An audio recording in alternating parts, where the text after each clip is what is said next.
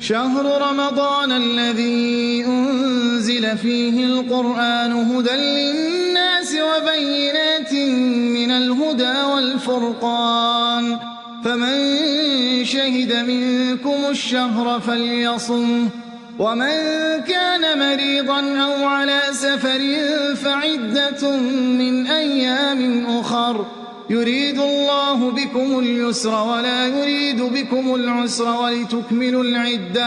ولتكملوا العدة ولتكبروا الله على ما هداكم ولعلكم تشكرون.